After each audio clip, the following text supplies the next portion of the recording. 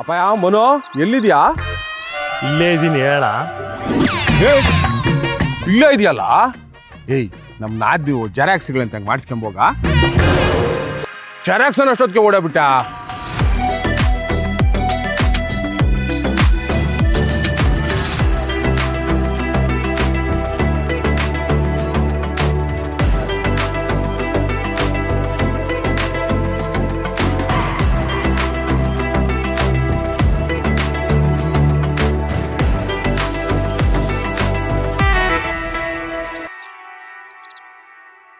ಚೆನ್ನಾಗಿ ಕಾಣಿಸ್ತಾ ಇದೆಯಾ?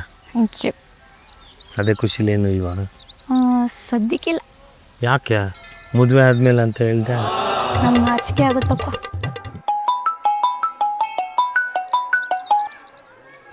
ಹಲೋ ಅಪ್ಪಯ್ಯ ಮನು ಯಾಕಣ್ಣ ಫೋನ್ ಯಾಕ ಸ್ವಿಚ್ ಆಫ್ ಮಾಡ್ಕೊಂಬಿಟ್ಟಿದ್ಯಾ?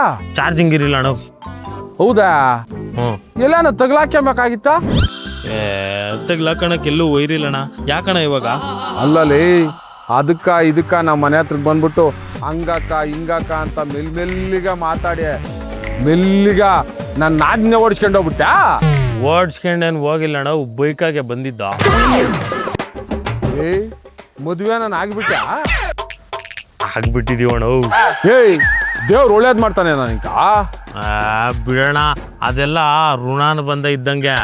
ತಿನ್ನೋ ಒಂದು ಅನ್ನದ ಅಗಳ ಮೇಲೂ ತಿನ್ನೋರ ಹೆಸರು ಬರ್ದಿರ್ತೈತಂತೆ.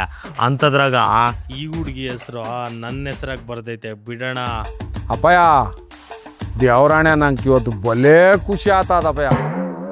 ಏ ಅಪ್ಪಯ್ಯ, ಇದು ಬರೇ ಟ್ರೈಲರ್ ಅಷ್ಟೇ, ಪಿಕ್ಚರ್ ಅಭಿ ಬಾಕಿ ಹೈ.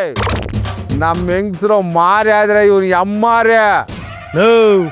ನೋಡ್ತಾ ಇರೋ, ನಿನ್ನ ಮುಂದೆನೆ ಮೀಸೆ ಹಿಂಗೆ ಕಿರಿಸ್ಕೊಂಡು ಬದುಕು ತೋರಿಸ್ತೀನಿ.